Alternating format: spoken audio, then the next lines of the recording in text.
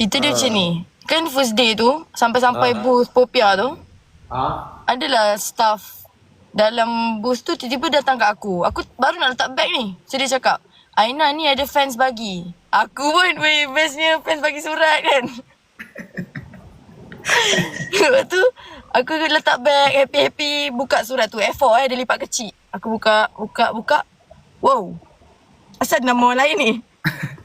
Gambar Aku tak nak bagi tahu isi dia apa. Aku tak nak bagi tahu isi dia apa lah. Tapi boleh bagi tahu ke?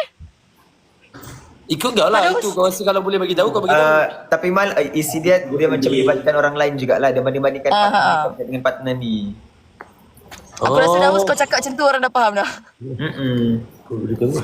Tak Lepas tu, bukan Aina kan Daus. dia siap tulis lagi kat situ username dia. Lepas tu dia bagi tahu yang aku gini. Lepas tu ada budak ni bagi Aina hadiah. Dia buka hadiah. Rupa surat tu surat daripada haters. Dan itu patut pun. Ya. Shut up you. Kau tak layak aku dapat pujian. Okay babe. Hina, dicaci. Okay babe. Okay, babe.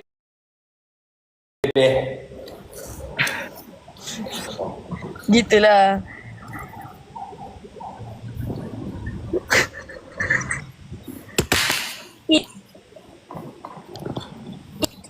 Tunglah, Mama ada hilap.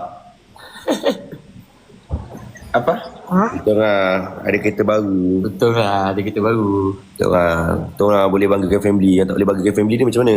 Yang tak ada family macam ni je. Macam mana pula? Tunglah boleh banggakan. Yang tak boleh bangga ni macam mana? Oh Allah. Kau kan ada Ratu Farah. Itu Ratu Farah bukan keluarga. Tolonglah. Boleh banggakan ni. Boleh jalan-jalan pergi hotel mahal-mahal bawa family. Yang tak boleh bawa ni macam mana? Weh, kanda ni. Apa benda kau ni? Aku nak keluar parking, ada pula orang parking lori depan aku. Habis tu masalah aku masalah kau. Kau lah kanda kacau aku punya fokus. Ayah, sebab aku kan selalu mengganggu fikiran kau. Kan mak kau suka aku. Mak aku lah. Kau pun suka aku. Tak apa, dah habis ni aku boleh cakap. Alah. Belum habis lagi. Dia selalu usah aku babi. Kau mengarut lah kanda. Kau pandai ni. Oh, rupanya Aina dalam diam suka kanda. Dalam diam aku sangkakan belur juga. Rupanya kau sekali. Kawan belur pun macam tu.